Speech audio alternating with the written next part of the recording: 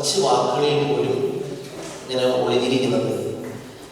നമുക്കറിയാം, പരിശുദ്ധ കന്യകാമറിയത്തെ കുറിച്ച് നമ്മൾ ചിന്തിക്കുമ്പോൾ വിശുദ്ധ എഫ്രേം പറയുന്ന ഒരു കാര്യമുണ്ട്. ഈ ലോകത്ത് സ്വന്തം അമ്മയെ തിരഞ്ഞെടുക്കാൻ ഒരു അവസരം കിട്ടിയാൽ നമ്മൾ ആരെയാണ് തിരഞ്ഞെടുക്കുക? ഈ ലോകത്തിലെ ഏറ്റവും നല്ല ഒരു സ്ത്രീയായിരിക്കും നമ്മൾ അമ്മയായിട്ട് തിരഞ്ഞെടുക്കുക. ഈ ഒരു ചാൻസ് കിട്ടിയത് കർത്താവിന് മാത്രമാണ്. സ്വന്തം അമ്മയെ ചൂസ് ചെയ്യാനുള്ള ഒരവസരം കിട്ടി. എങ്കിൽ ദൈവം ആ അവസരം മോശമാക്കുമോ എന്ന് പറയുന്നത്.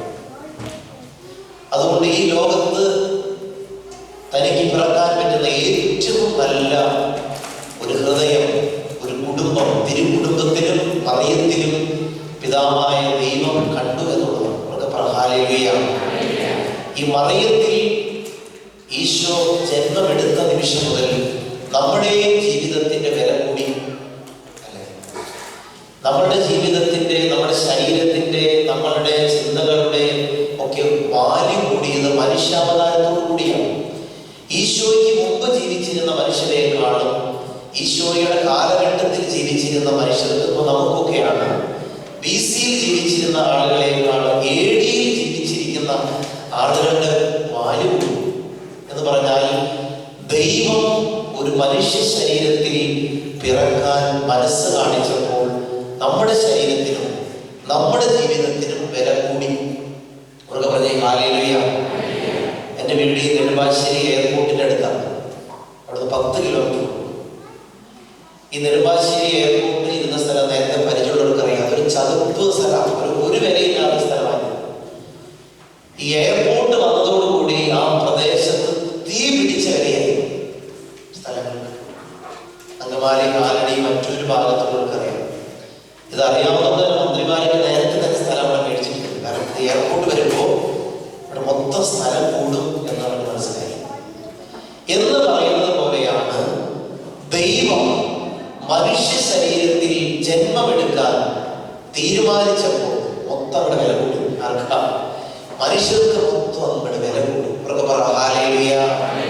അതുകൊണ്ടാണ് ഈശോ പറഞ്ഞത്, മോശ പറയുന്നത് വ്യഭിചാരം ചെയ്യരുത്. ഞാൻ എന്നോട് പറയുന്നു, സ്ത്രീ ആസക്തിയോടെ പോലും നോക്കരുത്. പഴയതുപോലെ ഇല്ല. നിന്റെ ജീവിതത്തിന്റെ സ്റ്റേറ്റസ് മൊത്തം മാറി. ഞാൻ കൊല്ലരുതെന്നല്ല പറയുന്നത്, നീ കോപിക്കുക പോലും ചെയ്യരുത്. കാരണം പഴയതുപോലെയല്ല. അബ്രാഹത്തിന്റെ കാലത്തോ ദാവീദിന്റെ കാലത്തോ ജീവിച്ചിരുന്ന ആളുകളെ പോലെ അല്ല നിങ്ങൾ.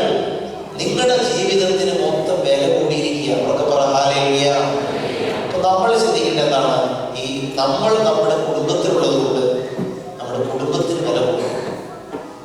നമ്മൾ ഈ ബോൾട്ടൺ സഭാ സമൂഹത്തിലുള്ളത് കൊണ്ട്, അല്ലെ ആ ത്രേസ്യാമ്മ ചേച്ചിയുള്ള ഇടവകയാണെന്ന് പറയുന്നത്, നമ്മളുടെ അഡ്രസ്സിൽ ഒരു സ്ഥലം അറിയപ്പെടുക എന്ന് പറയുന്ന പോലെ നമ്മൾ ഈ സഭാ സമൂഹത്തിലുള്ളത് കൊണ്ട്, ബോൾട്ടണിലുള്ളത് കൊണ്ട് ബോൾട്ടന്റെ വില കൂടണം. അവർക്ക് പറ ഹല്ലേലൂയ.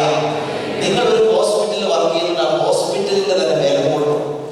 ഇപ്പോൾ ഞാൻ പറഞ്ഞിട്ടുണ്ട്, ഈ റോമില് ജോൺ പോൾ പാപ്പ എവിടെയൊക്കെ പോയിട്ടുണ്ട്, അവിടെയൊക്കെ ആ സ്ഥലത്തിലൊക്കെ വില കൂടും.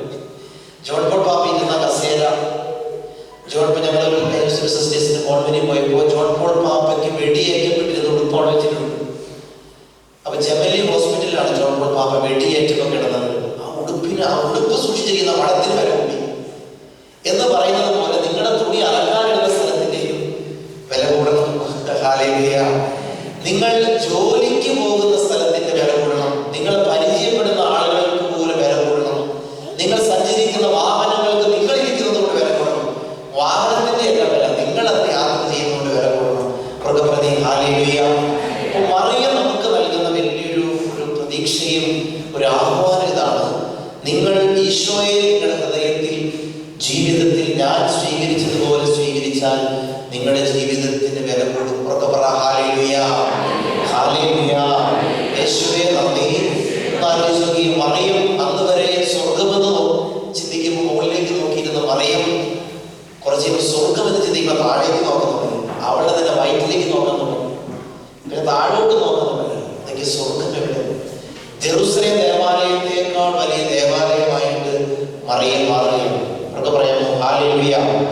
യേശുവേ നന്ദി, യേശുവേ സ്തുതി. അതുകൊണ്ട് മറിയത്തിന് സഭയിൽ നമ്മുടെ പ്രാർത്ഥനകളിൽ ഒരു ശ്രേഷ്ഠമായ വണക്കം സഭ കൊടുക്കുന്നു. ഹൈപ്പർ ധൂളിയ എന്ന് പറയുന്നത് വിശുദ്ധർക്കുള്ളത് വണക്കമാണെങ്കിൽ മറിയത്തിന് ശ്രേഷ്ഠമായ വണക്കം കൊടുക്കുന്നു. അപ്പൊ ചിലർക്കൊരു കൺഫ്യൂഷനുണ്ട്, ഈ മറിയത്ത് നമ്മൾ കൂടുതൽ ഇങ്ങനെ പറഞ്ഞാൽ അത് കൂടിപ്പോകുന്നു.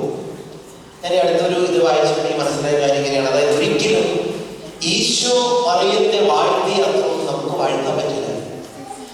ഈശോ മറിയത്തെ പൊക്കി പറഞ്ഞ പോലെ നമ്മൾ എത്ര പൊക്കി പറഞ്ഞാലും ആകത്തില്ല. അതുകൊണ്ട് മറിയത്തെ കുറിച്ച് പറയുമ്പോൾ നമ്മൾ ഈ കൂടിപ്പോയോ, ഇത് മറിയത്തെ കുറിച്ച് പറയുന്നത് ഈശോയെ കൂടിപ്പോവോ എന്ന് ചിന്തിക്കേണ്ട കാര്യമില്ല. നമ്മൾ ഒരിക്കലും മറിയത്തെ എത്ര വാഴ്ത്തിയാലും എത്ര സ്തുതികൾ പറഞ്ഞാലും അത് ഒരിക്കലും തികയത്തില്ല. കാരണം ദൈവം തന്നെ മറിയത്തിന് ഏറ്റവും നല്ല സർട്ടിഫിക്കറ്റ് കൊടുത്തു. നന്മ നിറഞ്ഞവളെ സ്വസ്തി, ഫുൾ ഓഫ് ഗ്രേസ്, കൃപ നിറഞ്ഞവളാണ്. ഒരു പാത്രത്തിൽ നിറയെ വെള്ളമാണെന്ന് പറഞ്ഞാൽ പിന്നെ അതിൽ എന്തെങ്കിലും ഉണ്ടെന്ന് പറയുന്നത് മണ്ടത്തരമാണ്. ഒരിക്കൽ പിതാവായ ദൈവം പറഞ്ഞവളിൽ കൃപ മാത്രമുള്ളൂ, കൃപ നിറഞ്ഞവളാണ് മറിയം എന്ന് പറഞ്ഞിട്ടുണ്ടെങ്കിൽ മറിയത്തിൽ കൃപ മാത്രമേ ഉള്ളൂ. അതാണ് റോമാലേഖനം പറയുന്നത്, ദൈവം തെരഞ്ഞെടുത്തവരുടെ മേൽ ആര് കുറ്റമാരോപിക്കും? ഉറക്കെ പറ ഹല്ലേലൂയ. യേശുവേ നന്ദി, യേശുവേ സ്തുതി, യേശുവേ ആരാധന.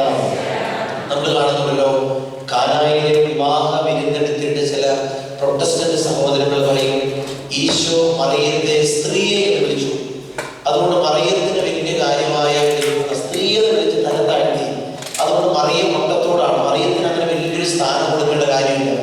അത് അവര് പറയുന്നത് അറിവ് കുറവ് കൊണ്ടാണ്. മറിയത്തെ മനഃപൂർവ്വമാണ് ഈശോ സ്ത്രീയെ എന്ന് വിളിച്ചത്. ഇതിന്റെ അർത്ഥം എന്താണ്? ഉൽപ്പത്തി പുസ്തകത്തിൽ 3-ാം അധ്യായം നമ്മൾ വായിക്കുന്നില്ലേ, ഭൂമിയിലെ സാത്താന്റെ ആദ്യത്തെ ശത്രു മറിയമാണെന്ന് പിതാവായ ദൈവം പറഞ്ഞു. സാത്താന്റെ മുഖത്ത് നോക്കിയിട്ട് ദൈവം പറഞ്ഞില്ലേ, നീയും സ്ത്രീയും തമ്മിൽ, നിന്റെ സന്തതിയും അവളുടെ സന്തതിയും തമ്മിൽ ഞാൻ എന്തുളവാക്കും? ശത്രുത ഉളവാക്കും. ഹല്ലേലൂയ. ഭൂമിയിലെ സാത്താന്റെ ആദ്യത്തെ ശത്രു മറിയമായിരിക്കുമെന്ന് ഒരു സയൻസ് കണ്ടുപിടിച്ചു തരാം. ദൈവം പറഞ്ഞതാണ്, നീയും സ്ത്രീയും തമ്മിൽ, നിന്റെ സന്തതിയും അവളുടെ സന്തതിയും തമ്മിൽ ശത്രുത ഉളവാക്കും. വീണ്ടും വെളിപാടിന്റെ പുസ്തകം 12-ാം അധ്യായത്തിൽ സൂര്യനെ ഉടയാടയാക്കിയ ഒരു സ്ത്രീയെ കുറിച്ച് പറയുന്നു. ഇപ്പൊ ബൈബിൾ ഉടനീളം കാണുന്ന ഈ പ്രത്യേക പ്രയോഗം മറിയത്തെ സൂചിപ്പിക്കാനാണ്. അപ്പോൾ നോക്കി, യഹൂദ പാരമ്പര്യത്തിൽ ഒരു സ്ത്രീ രാവിലെ എഴുന്നേറ്റ്, വിവാഹപ്രായം എത്തി നിൽക്കുന്ന ഒരു പെണ്ണ് രാവിലെ എഴുന്നേറ്റ് കഴിയുമ്പോൾ അവൾ കുളിച്ച് കൊണ്ടു തൊട്ട് കണ്ണാടി നോക്കിയിട്ട് അവൾ ഓർക്കുമായിരുന്നു, ഞാനാണാവോ മിശിഹായുടെ അമ്മ എന്ന് അവളുടെ മനസ്സിൽ പൂതി ഉണ്ടായിരുന്നു, ഒരാഗ്രഹം ഉണ്ടായിരുന്നു. ഇവരൊക്കെ വിചാരിച്ചു അവരായിരിക്കാവോ മിശിഹായുടെ മാതാവ്, മിശിഹായുടെ അമ്മ ഞാനായിരിക്കുമോ എന്ന് ചിന്ത യഹൂദ പാരമ്പര്യത്തിൽ എല്ലാ സ്ത്രീകളുടെ ഉള്ളിലുണ്ടായിരുന്നു. അതുകൊണ്ട് ഇവരൊക്കെ ഇങ്ങനെ കാത്തിരുന്നു, ഞാനാണാവോ ഞാനാണാവോ ഞാനാണാവോ. അപ്പൊ ഈ യഹൂദരൊക്കെ ഇങ്ങനെ നിൽക്കുന്ന സമയത്ത് മനഃപൂർവ്വം ഈശോ സ്ത്രീയെ എന്ന് വിളിക്കുമ്പോൾ ബോധമുള്ള യഹൂദ പെണ്ണിന് മനസ്സിലായി, നിന്റെ ബുദ്ധി മനസ്സിലിരിക്കട്ടെ, നിന്റെ ചാൻസ് പോയി, ഇവളാണ് ആ സ്ത്രീ, ഇവളാണ് മിശിഹായുടെ അമ്മ, ഇവളാണ് ഉൽപ്പത്തിയിലെ സ്ത്രീ, ഇവളാണ് വെളിപാടിലെ സ്ത്രീ, ഇവളാണ് രക്ഷകന്റെ അമ്മ, ഇവളാണ് മിശിഹായുടെ അമ്മ എന്ന് മനസ്സിലാകാൻ വേണ്ടിയിട്ടാണ് ബോധപൂർവം ഈശോ മറിയത്തെ സ്ത്രീയെ എന്ന് വിളിച്ചത്. പറഞ്ഞേ ഹല്ലേലൂയ, യേശുവേ നന്ദി. ഈ പാട്ടുകൾ ക്ലാസ് എടുക്കാം എല്ലാവരും. 6-ാമത്തെ പാട്ട്.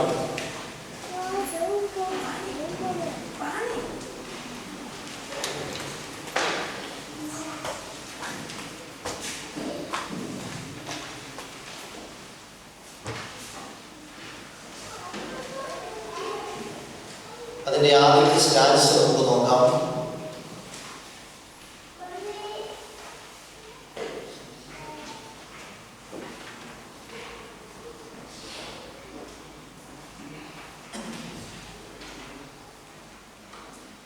സ്വർഗവും ഭൂമിയും കൂട്ടി വിളക്കും യാക്കോബിൻ ഗോവണി, കർത്താവിൻ ദാസി ഞാൻ എന്നൊരു വാക്കിനാൽ രക്ഷകൻ അമ്മയുടെയാണ് ശരിക്കുള്ളത്, തെറ്റാണത്. രക്ഷകൻ, രക്ഷയുടെ അമ്മ എന്നാണ്. രക്ഷകൻ അമ്മ അമ്മയും അല്ല, രക്ഷകൻ അമ്മയും നീ. അത് തിരിച്ചെഴുതിക്കൊള്ളൂ.